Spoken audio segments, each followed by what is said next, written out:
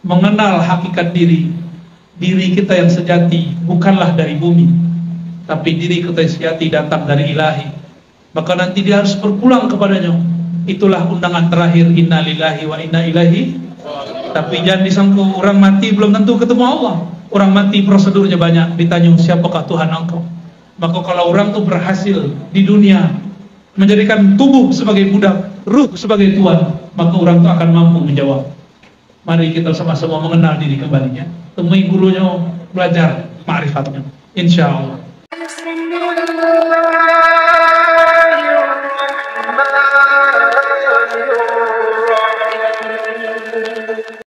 Yahdihillahu fala mudilla lahu wa may yudlilhu fala hadiya lahu. Puji syukur kepada Allah kita panjang. Salawat kepada baginda Rasulullah sallallahu alaihi wasallam kita sampaikan. Para masyayikh, para buya, ketua ayah, buya Mazmur Sya'rani, hafizahullah. Semoga beliau istiqomah dalam berjuang melestarikan ajaran pendahulu-pendahulunya. Begitu juga para pengurus, para guru, para ustaz.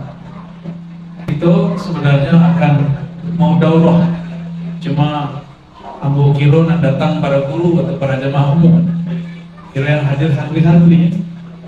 Kalau santri tidak mungkin daurah kecuali pakai kitab. Mungkin ke depan kalau kita daurah ngaji kitab. Ya, insya Allah. Jadi masing-masing santri pegang kitab, untuk itu salah kitab-kitab. Dulu pulang dari Mekah, Maulana Syekh Abdurrahman bin Abdullah, pendiri Al-Manar, beliau pulang mengajarkan di Siko untuk orang Syiah Al-Quran dengan sanad yang bersambung kepada Rasulullah Sallallahu Alaihi Wasallam. Di mana mampir kaji? Langsung ke Mekah. Syekh Abdurrahman bin Abdullah, ijazahnya itu masih ada sampai kini. Bahkan kemudian diselamatkan sama kawan-kawan, difoto. Kami pun di sela-sela mencari ilmu pun menyempatkan diri mencari murid dari murid-murid beliau. Beliau sudah lama wafat, 1899 ya, betul. Kiranya lahir di 1700-an. Masa itu adalah masa-masa Wahabiyah lagi muncul di daerah Jazirah Arab. Tapi Mekah Madinah masih aman. Mekah Madinah masih menjadi pusat Ahlus Sunnah wal Jamaah. Beliau bertemu di Mekah dengan seorang syekh ahli qiraat, pengarang kitab yang berjudul Aqidatul Awam. Aqidatul Awam. Boleh baca kitab Aqidatul Awam di sini, nak? Nggak ada, le? Hah? Nggak ada yang belajar kitab Aqidatul Awam? Nggak ada. Adik-adik belajar kitab Aqidatul Awam nggak? Jangan-jangan belajar tapi nggak tahu judul kitabnya. Ya. Aqidatul Awam itu kitab tentang sifat 20. Allah wujud, qidam, baqa, tapi dibuat pakai syair. Berarti kitab yang beliau ajarkan sudah tidak diajarkan beberapa di masa ini. Beliau mengajarkan Aqidatul Awam dengan sanad yang langsung bertemu dengan pengarang kitabnya waktu di Mekah. Siapa nama gurunya? Syekh As-Sayyid Ahmad Al-Marzuqi Al-Maliki. Siapa namanya? Syekh As-Sayyid Ahmad Al-Marzuqi Al-Maliki. Kalau ditambahkan Al-Makki, sebab belum pindah ke Mekah. Beliaulah yang mengajarkan Aqidatul Awam kepada murid-murid yang datang dari berbagai wilayah di dunia.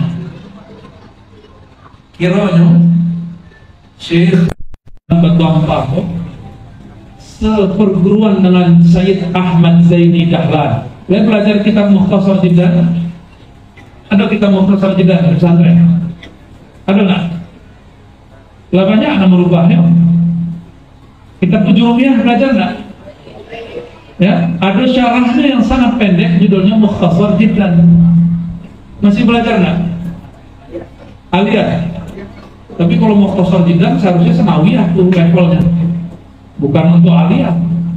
Kalau aliyah itu sudah dekat-dekat ke alfiyah. Tapi ala kulli hal, perlu diketahui pengarang Mukhtasar Jiddan itu seperguruan sama orang yang berkumpul di dalam itu, Syekh Abdurrahman bin Abdullah, seperguruan. Nah, nanti kita buka Syekh Sayyid Ahmad Zani Dahlan, pengarang kitab Mukhtasar Jiddan itu. Beliau punya murid, muridnya bernama Syekh Ahmad Khatib Al-Minangkabawi. Tahu Syekh Ahmad Khatib? Ya. Tapi Syekh Ahmad Khatib lebih banyak belajar kepada murid Sayyid Ahmad Zani Dahlan, namanya Sayyid Bakri Syatal, pengarang kitab fikih, judulnya I'anatul Talibin. Masih belajar? Kelas berapa? Jadi adik-adik itu mau diajarkan marifat, kitab yang tadi saja tidak bisa. Baru ngaji marifat. Judulnya itu Hakikat Diri. Baru baca Hakikat Diri.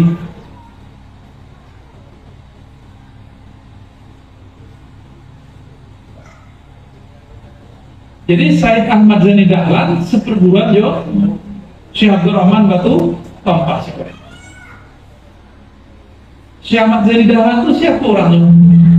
Salah satu mufti di Mekah, guru dari Syekh Ahmad Khatib Minangkabau. Syekh Ahmad Khatib Minangkabau Al-Minangkabawi, kurang agam, beliau punya muridnya itulah kemudian pendiri Tarbiyah Islamiyah Canduang. Tahu Canduang? Jadi kalian tuh bersaudara dengan mereka. Jadi kalau Abu Sobo orang Tarbiyah Islamiyah itu saudara. Kemudian beliau pun punya murid yang lain selain Syekh Sulaiman Rasuli, ada namanya Syekh Ibrahim Parabek. Jadi al-makna Tarbiyah Islamiyah Parabek itu bersaudara. Ya, Sumatera Tawalid namanya. Cuma karena tidak mengerti sanad silsilah pengajian, kadang-kadang awak saling merendahkan satu sama lain, ya? Tidak menghargai satu sama lain. Selain mengajarkan kitab kunyah, Syekh Abdurrahman bin Abdullah An-Naqsyabandi, beliau juga mengajarkan tarekat Naqsyabandi. Dan dulu bersuluk, sampai suluknya di mana ini ya? Lihat dong, Zado, surau-surau ya. Lima sejarah adu kato siak. Dulu orang siak mambik kaji Quran jo tarekat Naqsyabandi dan mazhab Syafi'i ke negeri kita, Batu Ampang. Orang siak datang. Orang siak di mana siak tuh? Di mana siak? Di Saudi, di Riau. Maka pada mula santri itu orang siak. Orang surau itu disebut dengan orang. Jadi orang siak itu dulu pintar baca kitab, gagah baca Quran, dan hatinya bening. Sebabnya belajar tasawuf. Di mana Syekh Abdurrahman bersuluk? Ini bersuluk kepada ulama-ulama di lokal dulu, kemudian pindah ke Mekah, pun mengulang suluk di Mekah. Tapi beliau lebih fokus dalam bab ilmu-ilmu pengetahuan. Maka beliau belajar juga satu ilmu namanya ilmu qiraat. Ilmu apa namanya? Qiraat. Qiraat itu minimal ada 7, dan kami membaca dan menyalin silsilah yang dulu ijazahkan oleh guru kami. Guru kami itu mengambil ilmu qiraatnya kepada Syekh Abdul Malik di Surau Bawah, Kota Tengah namanya. Nah, Dare. Ya, Surau Dare. Kami masih sempat bertemu keturunan beliau, ya. Syekh Abdul Malik itu 5 tahun lebih kurang di Mekah. Lebih kurang kalau kisah dari yang kami dengar dari guru kami. Disurati oleh ibu beliau, pulanglah nak, maka beliau pulang. Sampai di situ disuruh menuku ya, bahasa menuku kaji, menambah kaji, menyempurnakan qiraat kepada anak dari Syekh Abdul Rahman. Siapa nama anak beliau? Syekh Muhammad Arsyad. Muhammad Arsyad itu banyak yang ulama, ada Arsyad Al-Bajari, ada Al-Mughisi, ada Arsyad tempat-tempat yang lain, ada Arsyad At-Tawil. Akhirnya selesailah beliau ijazahannya, dapat 2 ijazah, ijazah dari Mekah dan ijazah dari Syekh Muhammad Arsyad yang juga pernah di Mekah. Suatu kali berkisah almarhum tu ayah Abuya Sya'rani. Kami beberapa tahun yang lalu sempat berkunjung ke beliau di rumah itu. Ya. Apa kata beliau? Sama lo kisahnya dengan yang dikisahkan oleh guru kami di Kota Nampeng. Apa kata beliau kedua?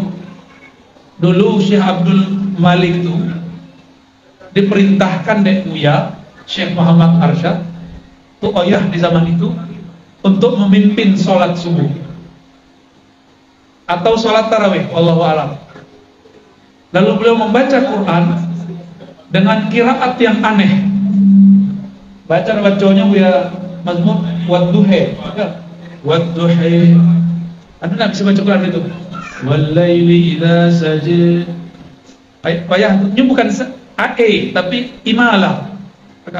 Kalau nak biasa bacanya kita baca E. Padahal A yang ada dicondongkan kepada ya.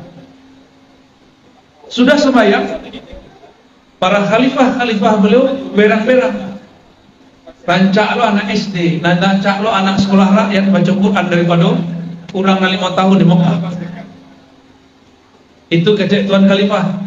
Dikadukanlah masalah itu kepada Syekh Muhammad Arsyad. Apa kata Syekh Muhammad Arsyad? Kalian tahu tak yang dibacanya itu qiraat apa? Bingunglah para khalifah, para buya-buya itu.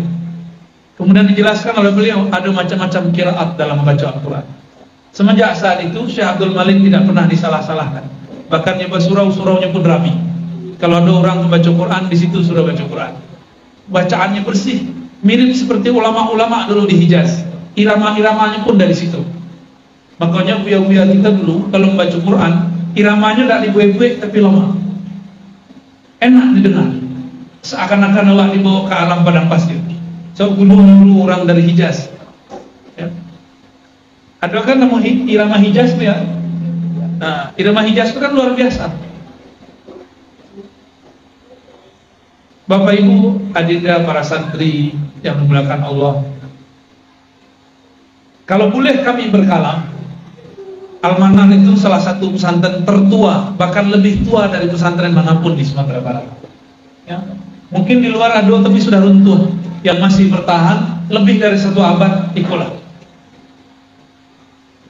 Kita sebut buku ya, Gobah. Gobah kan bahasa Arab, Kubbah. Dalam lahjah orang Hijaz dan Yaman, kok itu agak bunyi G. Kubbah, Gobah. Ya, ada kubahnya kan? Di zaman itu, kalau kita lihat Bapak Ibu, kalau coba bangunan kok, yang paling ujung sih kok, bentuk bangunan orang mah, orang Cina nak, ya. Coba jendela ala orang Belanda. Bangunannya lihat itu ala Persia. Ini luar biasa pencampuran budaya yang dibawa oleh beliau Syekh Abdul Rahman, Syekh Muhammad Arsyad, kemudian mendirikan Al-Manar. Dan Imam Sya'rani berkalam. Kan ada tu ayah Sya'rani. Kalau kau Imam Sya'rani, apa kata Imam Sya'rani? Bertahannya suatu zawiyah, satu ma'had, satu surau, satu tempat keilmuan tergantung kekuatan rohani yang dipunyai oleh seorang guru. Lai bertahan jauh Al-Manar kini nak, berartilah sahabat kekuatan rohaninya kuat. Dan itu bisa kita rasakan waktu kami ziarah. Luar biasa. Cuma kini orang tidak tahu cara berinteraksi dengan orang di alam kubur. Dayanya orang kalau mati itu mati hilang. Ya nak? Padahal orang kalau sudah mati, ini tidak terganggu dengan ahwal badannya lain. maka ruh yang ada pada orang mati itu justru lebih leluasa untuk berbuat.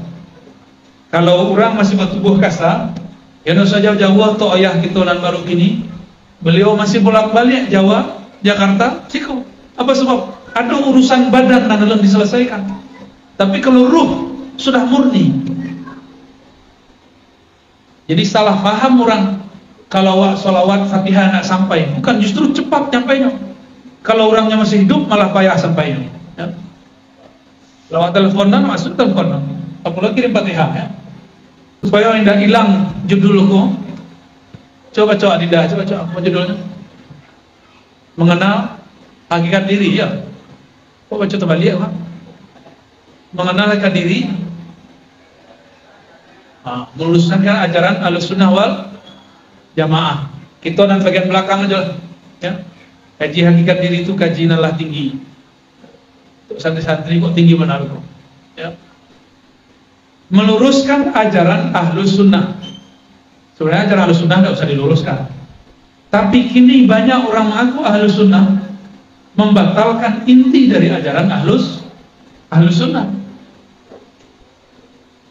Kami tidak tahu kitab akidah di sekolah berubah talun, sebab banyak pesantren modern di luar kelas sampai kelas 5 lah berganti kitab Soleh Fauzan. Lain tak berganti, ya. Di beberapa pesantren kajian sifat 20 Ahlussunnah itu lah berganti dengan kajian tauhid nantigo, uluhiyah, rububiyah, asma dan sifat. Dengan tauhid itulah mereka menyesatkan ulama-ulama sufi. Dengan tauhid itulah mereka menganggap kalau ziarah model kita itu bertawassul itu syirik. Maka maksud dari meluruskan itu, kita harus paham yang dimaksud Ahlussunnah itu siapa. Ya, jadi dulu orang mengaji sifat 20 risiko sumbernya yang kita dendangkan setiap hari. Allah wujud idam bakal. Coba dia sebenarnya dengan tuh. Coba. Allah Muha. Terus ulang lihat. Allah wujud qidam baqa mukhalaf qiyamuhu binafsihi wahdaniyah qudrah iradah. Terus ilmun. Terus yalah banyak orang apa ya kudus undang ya lah balik ke Cina tentu tak talih. Dulu orang mendendangkan itu di Siko, bergema sampai ke semua surau-surau dan madrasah-madrasah di daerah Kabupaten 50 kota, bahkan sampai ke Siak, sampai ke Malaysia. Orang dulu menyantri di Siko, ambil kaji guru di Siko. Maka mau berharap nanti kitab Aqidatul Awam yang sudah disyarah oleh Syekh Nawawi Al-Bantani itu pun kawan daripada Syekh Abdurrahman Batu Ampar. Kalau bisa diajarkan kembali di situ. Paham ya? Saya sepakat. Yang kelamak yang semua merubah kitab. Tidak merubah, mengembalikan. Kami payah mah pakai asesor segala macam. Nah, tak usah lah berarti. Apa ulang balik menyampaikan? Pesantren itu dulu bukan bangunan. Dulu kalau orang mengaji, kabuya di mana mengaji? Tidak di lokal, di mana mengaji dulu? Di surau. Lihat dojo kita bersurau kan? Lihat dojo ngaji kitab di surau. Kitab ngaji di surau. Sebutkan apa aja? Fikihnya apa? Jadi kini Ahlussunnah itu lah digantinya di orang. Indah belajar sifat 20 lain. Yang dipelajari gini, kok ciri-ciri Ahlussunnahnya lah menyimpang. Dibaginya tauhid jadi 3. Uluhiyah, rububiyah, asma dan sifat. Kalau itulah masuk ke pesantren, berarti akidahnya lah berubah. Itu saja. Oh, itu kan bagus Ustaz. Bagus dari mana? Kita buka akidah, tauhid uluhiyah, tauhid rububiyah. Apa kata pengarang kitab? Namanya Soleh Fauzan. Tauhid rububiyah itu tauhid para sufi atau tauhid orang-orang yang berakidah Asy'ari. Bahkan itu tauhid para filosof dan orang-orang musyrik. Nah, disamonnya orang-orang bertarekat sufi, orang-orang berakidah sifat 20 disetarakannya sama orang musyrik. Kitab itu diajarkan gini, dan sudah mulai masuk ke negeri gitu. Ya. Di majelis-majelis pengajian sudah mulai itu diajarkan. Kecek kawan, itulah akidah salafus soleh. Padahal dalam Al-Quran dan Sunnah tidak ada pembagian tauhid menjadi 3. Orang itu membatalkan sifat 20. Apa kacanya? Di zaman Nabi ada sifat 20. Baca rajawenya. Di Quran dan Sunnah dan zaman Nabi tidak ada pembagian tauhid menjadi 3. Itu dari mana aku bagi 3? Oh, dari Quran. Coba sebutkan satu ayat yang mengatakan tauhid terbagi 3. Ada enggak? Sama. Di Quran tidak ada pun kalam menyebutkan sifat Allah 20. Tidak ada. Berarti kalam itu dari mana munculnya? Kesimpulan dari para ulama. Kalau ulama angku boleh menyimpulkan, kenapa ulama kami tidak boleh menyimpulkan? Ya. Maka Bapak Ibu, kini ada namanya cara cuci otak, brainwash, supaya orang meninggalkan kaji-kaji lama. Orang ngaji lama kan mengikuti ulama, mengikuti imam. Baca rohnya, tidak usah ikut imam, langsung saja pada Alkitab dan Sunnah.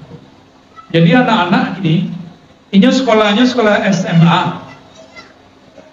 Buya, kalau Buya Mazmur misalnya, nyantri yo kuliah lamu, kemudian khidmah untuk Quran.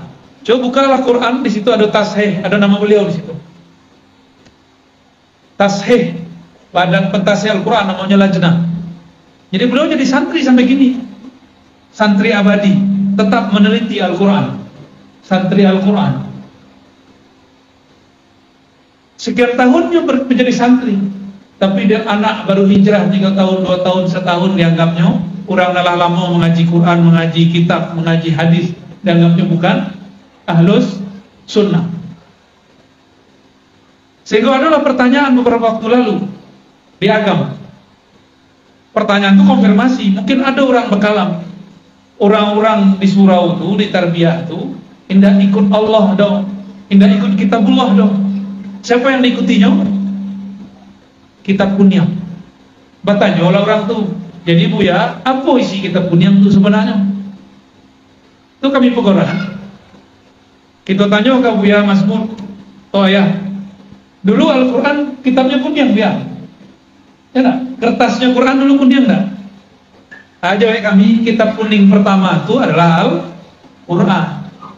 Apa-apa dulu belajar Quran, koroteh Kunyam enggak? Ya, koroteh Kunyam ya. Kini-kini baru koroteh itu putih. Dulu kitab Al-Quran Kunyam. Tapi jamaah awam kok kemudian dicuci otaknya. Tidak boleh ikut imam. Tidak usah ikut ustaz-ustaz tuh baca kitab Kunyam. Kita langsung saja kepada kitabullah, warnanya putih. Itu namanya konyol. Tahu konyol nggak? Tidak tahu sejarah kertas, bahwa kertas itu dulu warnanya kuning. Kalau kurang kita dari Mesir ada namanya kertas papirus. Ya enggak? Kertas papirus itu warnanya kuning. Dulu kitab-kitab semuanya ditulis dengan tulisan semua bahasa apapun dan kertasnya kuning. Jadi apa isi kitab kuning? Itulah yang kita pelajari di Siko, menjelaskan Al-Quran dan Sunnah. Jadi Bapak Ibu kalau ditanya orang apa isi kitab kuning, menjelaskan isi Al-Quran dan Sunnah. Itu makanya adinda kita belajar. Latihan bab meluruskan, baru kita masuk. Adik-adik kalau lolah ya. Mengenal hakikat diri. Salah satu kitab favorit ulama kita dari dulu adalah kitab Ihya Ulumuddin. Ada orang ngaji kitab Ihya Ulumuddin di Kabupaten Bogor. Ada Buya Pria le majar. Alhamdulillah. Buya Habib? Enggak. Di kitab Ihya dan kitab-kitab beliau yang lain, Kimia Us-Sa'adah, Imam Ghazali bertanya ke muridnya, wahai murid, siapakah yang disebut diri? Apakah yang duduk di muka dan panamo fulan bin fulan, tak tulis namanya di buku, tak tulis di KTP? Apakah itu yang disebut diri? Itu pertanyaan beliau kepada murid-muridnya. Ar-Razi Hashim, itukah yang disebut diri? Yang tubuh kasar? Kalau tubuh kasar itu tubuh fisik. Kalau makan, ayam dimakannya, yo nasi. Kalau minum air minumnya, yo air. Ya nak? Adinda aku masih minum air. Ya, masih makan nasi. Betullah banyak nisyannya. Man akala nasi kasura nisyanuhu. Lah itu artinya, siapa yang makan nasi, maka banyak lupanya. Tidak bisa dihafalkan ya. Man akala an-nasi kasura nisyanuhu. Salaman lupa ya. Kalau yang disebut diriko tubuh kasar, diriko lahir tahun sekian, akan wafat tahun sekian. Makanannya fisik. Itukah yang disebut diri? Kata Imam Ghazali, coba engkau tanya kembali. Kalau engkau sedih, apakah tubuh fisik itu yang sedih? Jika engkau gembira, apakah tubuh itu yang girang? Bapak Ibu, kalau jatuh cinta itu di badan atau di luar badan? Atau di dalam badan? Di dalam, ya nah. Kalau di dalam itu bisa dicari-cari. Bisa enggak? Di mana letak cinta? Kalau ada orang menikah, ada orang susah hidup, ada orang menikah, sama-sama menangis, ya nak? Orang terjepit hidupnya, bermasalah dompetnya, menangis untuk makan. Ada cewek, orang akan nikah, aku nikahkan engkau, dijawab aku terima, menangis aja. Jadi menangis itu tanda apa? Tanda sedih atau tanda bahagia? Kalau 3 kelas nangis enggak? Itu tanda apa nangis tuh? Sedih. Kalau putus cintrong, nangis enggak? Ya, betul lah, tahu dah cinta. Ya, saya tahu cinta nak. Kalau kita sedih menangis, bahagia menangis, berarti air menetes itu bukan pertanda bahwa seseorang itu sedih dan bahagia. Sebab tubuh itu sangat terbatas ekspresinya. Maka untuk mengenal diri harus berpindah dari tubuh yang kasar kepada tubuh yang lain. Di dalam hadis yang sahih kita mendapatkan kalam, inna ahadakum yujma' khalquhu fi batni ummihi 40 yawman. Kamu itu dimulai penciptaannya di dalam perut ibunya 40 hari. Lalu menjadi nutfah lah 40 hari itu. Menjadi darah lah, lalu menjadi daging.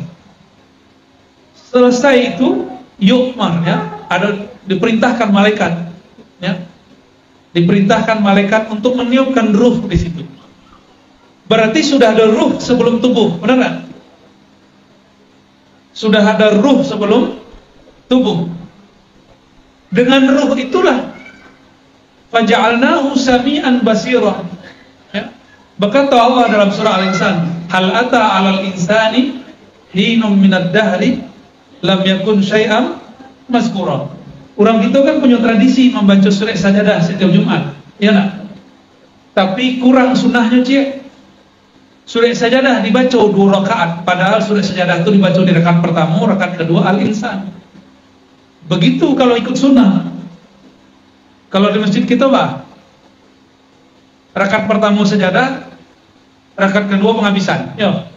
Kalau enggak orang bego menggigit kakinya. Enggak pakai itu. Coba praktekkan.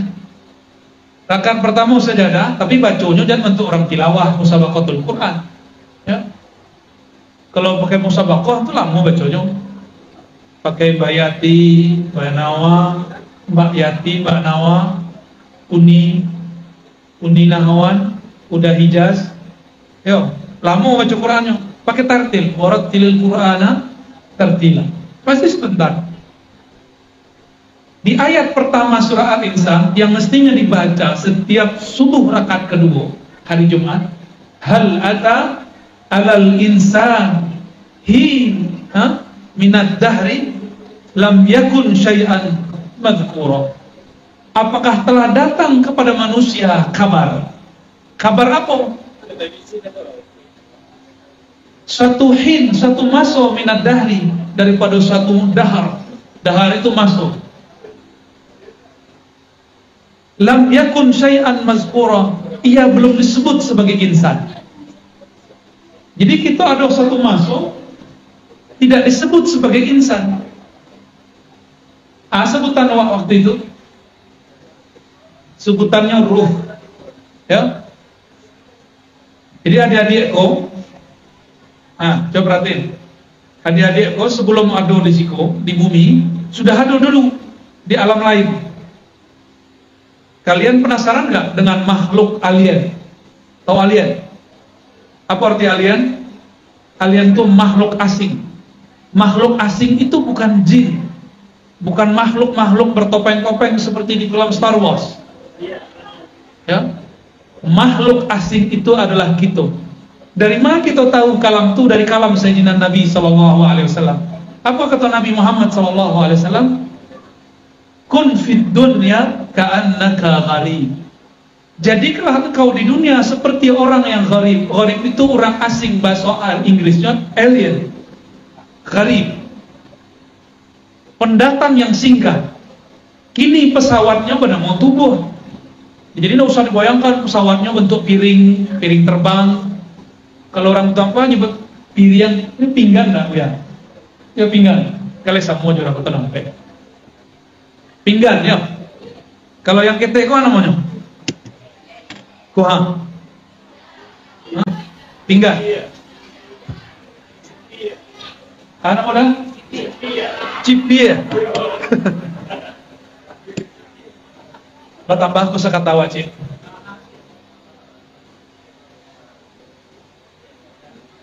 Jadi pesawat kita kini bertemu tubuhku. Anggaplah itu kendaraan. Jadi tubuh awakku kendaraan. Kendaraan itu yang dirawat. Tapi hidup itu bukan untuk kendaraan itu.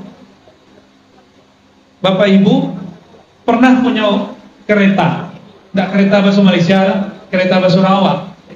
Arti kereta Sarawak? Sepeda itu bahasa anaknya Pak Mazmur tuh. Ya. Kalau beliau tuh ayahku punya anak nyebutnya sepeda. Kalau awak nyebutnya apa? Kereta. Sepeda ya. Boleh berubah lah, kereta angin. Boleh itu. Naik kereta. Kalau kereta rusak diperbaiki ya nak. Kalau tubuhku yang jadi kereta merusak, itu antannya ke bengke badan rumah sakit.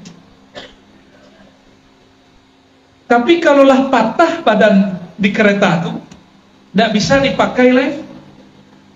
Lagi dirocak jo. Lagi dirocak aja nak. Tidak lagi. Ganti sepeda. Paham tak analognya? Kiasnya paham tak? Allah itu agih badan sekali saja. Kalaulah rusaknya serusak-rusaknya, tubuh itu mati. Kalaulah matinya, orang dan merocak tubuhku, nyo akan melanjutkan perjalanan kepada masuk dan lain. Alam dan lain. Maka ada namanya kuburan foto. Ya? Jadi kalau adik-adik itu pergi ke rumah itu ayah di Parung. Sebelum ke Parung itu tidak ada beberapa bengke disebut kubu oto. Saya tahu kubu oto. Kerangka oto aja di situ. Jadi oto itu sama aja badanmu. Kalau lah rusak di dalamnya, walaupun luarnya masih bagus, jantungnya lah rusak, mesin konya lah rusak, makanya ditinggal. Apa maksud kalam kami? Tubuh itu kok kendaraannya ruh. Ini sedang mengendarai tubuh kok ini. Jangan tabaliak. Jangan sampai tubuh itu yang mengendarai ruh. Tubuh itu makanannya apa cakap? Nasi. Apa lagi? Air. Lihat do tubuh makan piti. Tapi jo piti tubuh bisa makan. Ya enggak? Maka hidup kita bukan untuk tubuh. Hidup kita untuk ruh. Karena ruh itu lah yang membuat kini adik-adik aku bisa mendengar. Ya. Faja'alnahu sami'an basira. Setelah ditiupkan ruh ke dalam badan, janin di dalam tubuh tuh tadi itu baru bentuk boneka lah. Ketika ditiupkan roh, barunya bisa mendengar, barunya bisa melihat. Jadi yang mendengar gini itu talingo atau sama? Tahu sama? Apa arti sama?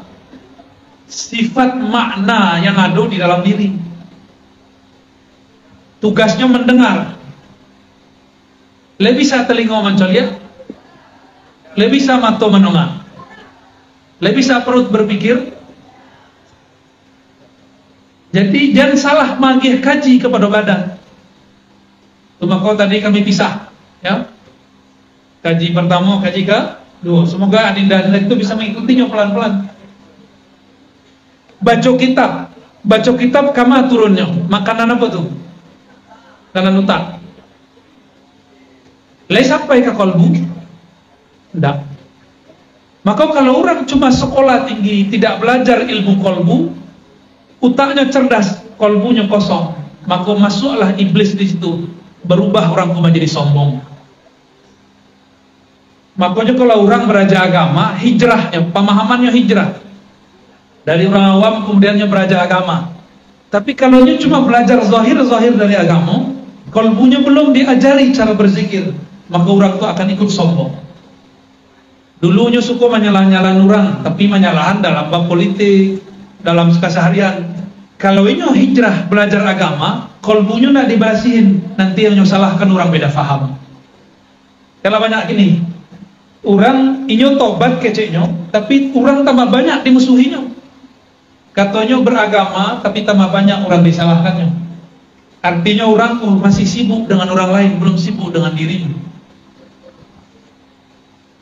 Jadi yang mendengar tuh bukan telinga itu.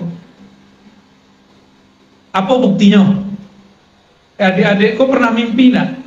Lah mimpi basah lun. Lah tahu mimpi basah? Mimpi itu silapnya iya. Lah mimpi basah. Oh berarti lah bisa menilai wajib tuh. Yo, malu-malu aja kalian lah. Mimpi basah, nggak usah mimpi basah. Mimpi. Kita bermimpi. Di dalam mimpi itu melihat sesuatu nah. Mata tapi ciang, tapi kita bisa melihat. Doa awak melihat. Nggak cuma itu. Dalam tidur tuh telinga tertutup, tapi kok bisa mendengar. Dengan apa kita mendengar? Pernah dikejar-kejar anjing dalam mimpi? Kalau anjing bahasa orang tampal kacing. Buruk itu bahasa orang goci. Lebih olok loh deh. Kalau babi apa? Kondi. Astagfirullah. Yang mana buruk nah istilah nak kondi. Pernah ada mimpi dikejar-kejar oleh binatang? Pernah. Takut nggak? Takut. Rasa takut tuh di mana? Di badan atau di perasaan? Nah, perasaan tuh sumbernya, itulah ruh. Karena sebenarnya kita tuh lebih banyak urusan ruhnya daripada badan. Sekali saja kita kemudian fokus kepada otak, fokus kepada badan, ruh tersiksa. Berkatalah Nabi, ad-dunya sijnul mu'min. Dunia itu, tubuh itu kok, pikiran itu kok menjadi penjara bagi seorang ruh, orang beriman. Jadi ruh itu terpenjara. Yang memenjarakannya bacaan, pandangan. Masih ingat gak Ashabul Kahfi? Masih ingat? Berapa tahunnya lolo? 309 tahun. Lai makannya nak? Lai minumnya? Mati atau hidup? Berarti untuk hidup itu, kalau Allah izin gak perlu makan, gak perlu. Lai percaya nak? Tapi nanti belakang mama tak percaya loh. Ustaz kena otak. Malah ada orang hidup tanpa makan. Ya. Kalau kurang percaya, coba rasa-rasaan. Awak kalau tidak puasa, jam 7 lah lita, ya nak? Tapi kalau awak puasa, jam 12 siang, lapar nak? Hah? Adik-adik kalau berdebatnya, ikhtalafa ulama batu ampar. berselisih pendapat ulama Al-Manar. Kalau jam 12 orang puasa lita akan dah. Ada orang mengecek dia, ada mengecek dah. Ya, sedang demo tu Pak Ustaz. Kami jam 12 nya di pas-pas aja puasa ya. Tapi coba tanya kebanyakan orang yang berpuasa. Ketika berpuasa jam 12 siang lapar nak? Tidak. Lemas dia, lapar tidak? Yo.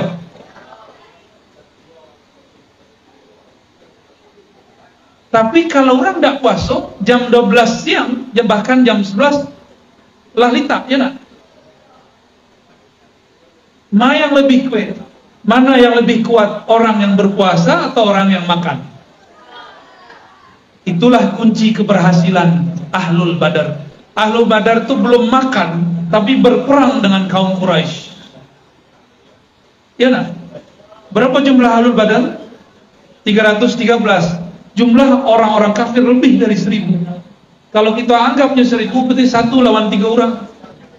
1 kau tidak makan, berarti 3 kau makan, kalah. Jadi Bapak Ibu, tidak usah khawatir santri-santri kita di asrama. Ini masih makan 3 kali sehari. Tapi kalau ingin santri kau kuat lahir batin, ajarkan puasa Senin Kamis. Ya, lain tidak curi-curi, lain stek-stek. Pura-pura lupa. Tapi no aye, awak lupa puasa. Sengaja. Kalau bisa nanti ada program puasa bir. Apa arti puasa bir? Puasa tengah bulan. Kami dulu waktu nyantri kepada Syekh Ali Mustafa Yaqub di bulan Rajab, bukan hanya bulan Rajab, tapi dulu bulan Zulhijjah, 9 hari. 9 hari itu ada namanya Fami Bishaukin. Lain dari siko Buya, kalau lain berarti Buya harus cepet-cepet pulang, kan? Harus cepet-cepet tinggal di siko. Amin. Ya, semoga lancar urusan di Semarang, cepet kembali siko. Fami Bishaukin itu membaca Al-Fatihah sehari, Fatihah sampai ke Al-Maidah, Mim Al-Maidah. Fami Bishaukin terus sampai ke belakang, sampai ke surah Al-Falaq, An-Nas, ada kemudian. Selama 7 hari kami khatam Al-Quran. Jadi sehari khatam berapa surah itu, ya, berapa juz itu, hitung saja. Dan itu dilakukan dalam keadaan berpuasa. Kami coba pula Fami Bishaukin menghatamkan Quran 7 hari tidak berpuasa. Kiranya habis makan untuk makan, waktu untuk makan, ya. Habis waktu untuk makan, setelah makan mengawak itu sanda-sanda sonda. Kalau ahlul hisab lah tertutup matahari de asok. Jadi kalau orang Minangkabau jarang bisa melihat bulan, sebab ahlul hisab. Setiap akhir bulan, awal bulan, asok menutupi awan. Salah ya. Asok menutupi bulan. Jadi bulan nama nampak genap jadi 30 hari. Seharusnya puasa udah 9 hari jadi 30 hari.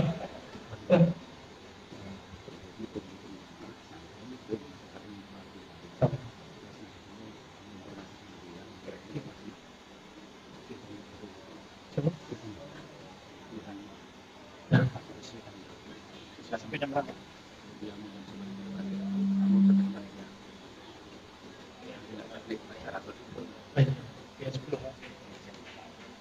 Ada kabar dari guru Abu pemegang sanad Al-Quran Syekh Abdurrahman, namanya Abuya Dahnar Abu Tabeh, Kelurahan Payolanse, Kota Nampe. Pagiku duhaku beliau dipanggil oleh Allah Subhanahu wa taala. Berarti habislah orang pemegang sanad. Tapi alhamdulillah kami dapat sanad dari beliau. Nanti kepada orang yang ahli-ahli Quran yang ingin dapat tabarukan sanad bagi jalur Syekh Abdurrahman. Dan tidak ada oleh di Sumatera Barat yang mengambil sanad itu kecuali aku. Ya. Jadi adik-adik nanti khatamkan Quran, nanti kita ijazahkan. Kalau bisa hafal ya. Untuk beliau Abu Yadahnar kita kirimkan surah Al-Fatihah. Alhamdulillah.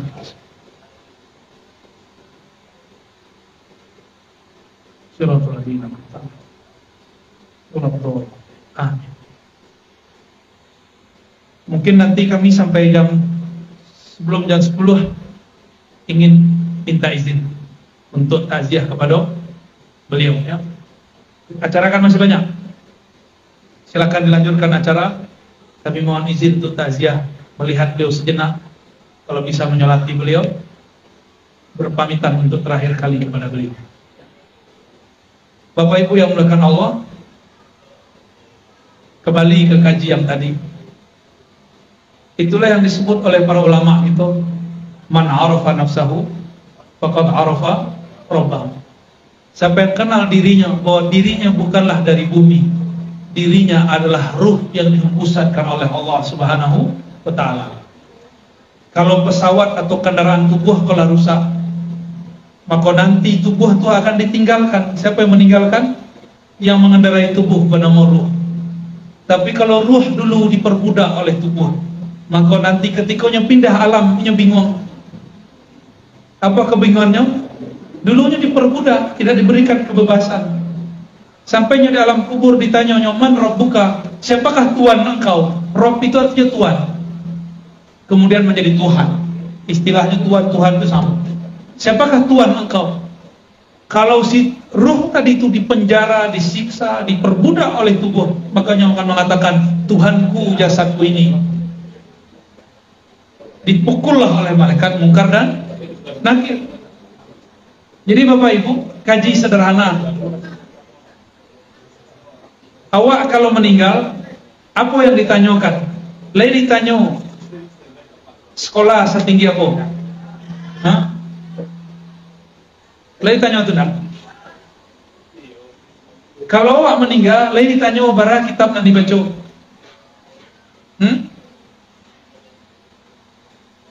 Ada enggak dalam kubur ditanya itu? Para mursyid, para muridin, salikin. Orang kalau meninggal ditanya enggak tarikatnya? Enggak.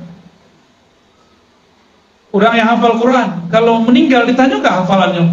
Enggak. Apa yang ditanya? Man rabbuka? Siapakah Tuhan engkau? Engkau dulu mengabdikan dirimu untuk siapa?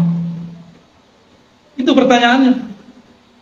Kalau Allah mengabdikan diri untuk jasad itu, untuk mencari makan saja, makan sasuok sehari, berangkat pagi pulang sore, habislah waktu 8 jam mencari piti. 8 jam mencari piti, diajak mengenal Allah, keceknya kami sibuk ya. Ada kejadian, kami mengaji hikam je Buya Nu'man Bashir. Tahu Buya Nu'man Bashir? Orang Ketonan Gedang. Pindah majelis kami dari satu surau ke surau lain. Yang ikut pindah cuma beberapa orang yang tua, yang lah seumur aja beliau Buya Nu'man Bashir. Padahal mereka beda 5 tahun. Beliau berumur waktu itu 482. Jamaahnya 70-an. 70 itu tua atau muda? 70. Kecuali angku muda. Kalau angku muda tua namanya angku muda. Ada angku muda sekarang. Angku muda khalis. Nanti umurnya 70, 80 orang manggilnya angku muda ya. Ya ada angku muda sawir di Taram, nyolah sepuh, tapi dipanggil tetap angku muda. Jamaah saat itu diajak oleh Buya Nu'man, ayo kita belajar zikir. Tapi Buya majak zikir ke anak muda. Dulu muridnya, kini nyo ingin ambil kaji ke anak tu. Kecek Buya, oh jamaah, kita belajar zikir lah ke anak muda. Kecek jamaah, nanti je lah Buya. Baru itu, nanti je lah kalau dah tua. Dan mengecek umur orang, umur 70 tahun. Kiranya orang umur 70 tahun tak merasa tua. Diajaknya belajar zikir lah keceknya. Nantilah Buya kalau dah tua. Kiranya orang kok dari umur 20 tahun diajak belajar zikir, apa jawabannya? Nanti kalau tua Buya. Kini umur lah 70 tahun, 50 tahun setelahnya berkalam itu. Diajak belajar zikir, apa katanya? Nanti saja lah tua Buya. Jadi ruh itu sebenarnya tidak pernah tua. Yang tua itu cuma jasad. Amar itu kalau orang mengundur-undur belajar zikir, ya. Adinda mungkin tidak ada baik masuk tu lain. Dulu orang selesai ngaji, kelas 6 atau kelas 7 bersuluk 10 sampai 40 hari. Dulu mereka itu biasa kan? Masih tak? Ini kelas 7, kelas 6 orang sudah nggak ada lagi. Yang ada kini cuma di Kampar, di Bangkinang. Ya, keturunan dari Syekh Abdul Ghani Batu Basure itu punya ma'had, punya madrasah. Kelas 6 atau kelas 5 atau kelas 7 orang kemudian bersuluk 10 hari, 10 hari, 10 hari. Jadi santri itu tidak hanya belajar kitab kunyah, ini pun belajar qalbu. Jadi nado kata-kata model tadi, awalnya 70 tahun diajak zikir, akhirnya nantilah kalau tua buya. Bah kira-kira Pak, lain merasa tua nanti ada umur 50 lah. Tua badan, tapi ruh kan tidak boleh tua. Ruh itu harus mendapatkan jalan pulang. Bapak Ibu bagian akhir mau sampaikan. Kalau orang ingin pulang kampung, Allah akan memanggil, irji'i ila rabbiki radiyatan mardiyah. Pulanglah engkau kepada Allah. Kalau ingin pulang kampung, lain bisa awak pulang kampung kalau nak tahu jalan kama pulang kampung. Ya, nak tahu, ya. Jalan kampung dari Jakarta ke Batu Ampar, jalan kaki, bilo tibo. Lama enggak? Jadi orang-orang nan sombong ngecehan, enggak usah lah berguru, awak seorang aja lah. Awak cari saja Allah seorang. Itu sama aja orang pulang kampung jalan kaki. Lah sekian tahun bolak balik kitab daknya bersobok rasa Tuhan. Lah sekian tahun mengaji pindah ke majelis, daknya ada rasa Tuhan kepada Allah Subhanahu wa taala. Kalau awak ingin pulang kampung supaya nanti pas pulang kampung ada tempat menginap, baca rohnya. Itu dibangun rumah atau dirawat rumah nalamu. Atau minimal ada kenalan di kampung, ya tak? Kalau tidak ada kenalan di kampung, awak mengaku aden anak sianu, cucu sianu. Apa kecil orang di kampung? Dari malam ku anak sianu. Tak ada bakoba-koba, tak ada surat menyurat, tak ada telepon menelpon, tak ada kirim-kirim. Lain percaya orang di kampung awak anak keturunannya? Tak percaya. Mirip-mirip pun itulah. Ingin pulang ke kampung rububiyahnya Allah Subhanahu wa taala, tapi tidak pernah berkenalan dengan orang yang ada di situ. Siapa yang memegang makom di situ? Bernama Sayyidina Muhammad sallallahu alaihi wasallam. Karena kita tidak kenal Nabi Muhammad, maka kita harus mengenal pewaris Nabi Muhammad. Supaya nanti kalau kita mengaku, wahai Rasulullah, kami ini umatmu. Nabi bertanya, siapa gurumu? Apa tanda jika engkau adalah umatku? Kalau dihadiskan ada kalam yang sederhana. Aku akan mencari umatku dengan tanda bekas wudhu di wajah dan tangannya, di badannya. Tapi wudhu itu siapa nama jalan? Langsung Nabi atau guru? Berarti kalau nanti dicari oleh Rasulullah ada orang ada pancaran wudhu di wajahnya, tentu Rasulullah bertanya, siapa yang mengajarimu itu? Ya sebutlah si anu. Kalau betul silsilahnya, bersambunglah kepada Rasulullah sallallahu alaihi wasallam. Jadi kalau ingin pulang kampung kepada Allah, ingin jalur ringkas, ikutlah pesawat orang lain, ikutlah bis.